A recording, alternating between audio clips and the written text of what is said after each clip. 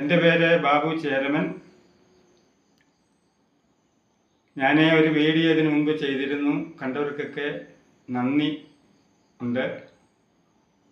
ദൈവത്തിൻ്റെ കയ്യൊപ്പുള്ളതായിരിക്കുന്ന ഹൈറിച്ച് എന്ന് പറയുന്ന പ്രസ്ഥാനത്തെക്കുറിച്ചാണ് ഞാൻ പറയുവാനായിട്ട് ആഗ്രഹിക്കുന്നത്. ഹൈറിച്ച് എന്ന് പറയുന്ന പ്രസ്ഥാനത്തെ തകർക്കുവാൻ വേണ്ടി തുനിഞ്ഞിറങ്ങിയതായിരിക്കുന്ന വ്യക്തികൾ ഹൈറിച്ച് ഒരു മണി ചെയിൻ കമ്പനി ആകുന്നു എന്ന പേരിലാണ് പെറ്റീഷൻ കൊടുത്തിരിക്കുന്നത്. എന്നാൽ ഹൈറിച്ച് എന്ന് പറയുന്ന പ്രസ്ഥാനം ഒരു മണി ചെയിൻ അല്ല. മണി ചെയിൻ എന്ന് പറയുമ്പോൾ പണത്തിൻ്റെതായിരിക്കുന്ന ചെയിൻ സിസ്റ്റമാണ്. എന്ന് പറയുമ്പോൾ ഒരാളിൽ നിന്ന് ഒരു 10,000 രൂപ വാങ്ങിച്ചിട്ട് ആ വ്യക്തിയുടേതായിരിക്കുന്ന ലെഫ്റ്റും റൈറ്റുമായിട്ട് 10,000 രൂപ വെച്ച് 2 പേരെ ചേർക്കുക. അപ്പോൾ താഴെ നിൽക്കുന്ന 2 പേരിൽ നിന്ന് ഒരു തുക വാങ്ങിച്ച് മുകളിൽ നിൽക്കുന്നവർ കൊടുക്കുക. ഇങ്ങനെ പണത്തിൻ്റെതായിരിക്കുന്ന ചെയിൻ സിസ്റ്റം മാത്രമാണ് മണി ചെയിൻ. എന്നാൽ ഹൈറിച്ച് മണി ചെയിൻ അല്ല.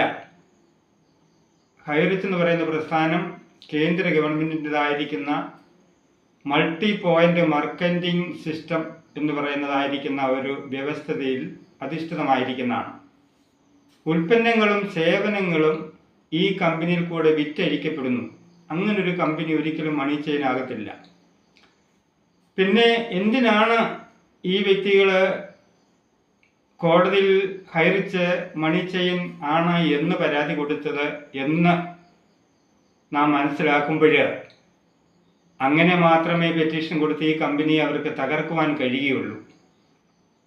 കാരണം ഈ ഒരു കമ്പനി വളർന്നു വന്നു കഴിഞ്ഞാൽ ഇവിടുത്തെ സാധാരണപ്പെട്ടവർ എന്ന് പറയുമ്പോൾ ദളിതർ, അടിച്ചമർത്തപ്പെട്ടവർ, അങ്ങനെ സമൂഹത്തിൻ്റെ താഴേക്കിടയിലുള്ളതായിരിക്കുന്ന വ്യക്തികളുടെ ജീവിത നിലവാരം മാറും എന്നത് ഇവിടുത്തേതായിരിക്കുന്ന സവർണർ മനസ്സിലാക്കിയത് കൊണ്ടാണ് ഈ പ്രസ്ഥാനത്തെ തകർക്കുവാൻ അവർ തുനിഞ്ഞിറങ്ങിയത്.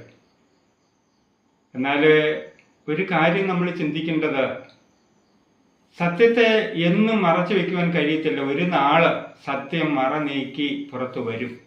അത് സത്യമായിരിക്കുന്ന ഒരു വസ്തുത തന്നെയാണ്. അപ്പോൾ ഈ പ്രസ്ഥാനത്തിൻ്റെതായിരിക്കുന്ന ഒരു പുനരുദ്ധാരണം അത് എത്രയും വേഗം ഉണ്ടാകും, മറ നീക്കി വെളിയിൽ പെടുമെന്നുള്ളതായിരിക്കുന്ന ശുഭാപ്തി വിശ്വാസത്തോട് ഞാനായിരിക്കുന്നു. നന്ദി, നമസ്കാരം. ഇനിയും തുടർന്ന് പല വീഡിയോകൾ ചെയ്യും എന്ന് ഞാൻ പറയുകയാണ്.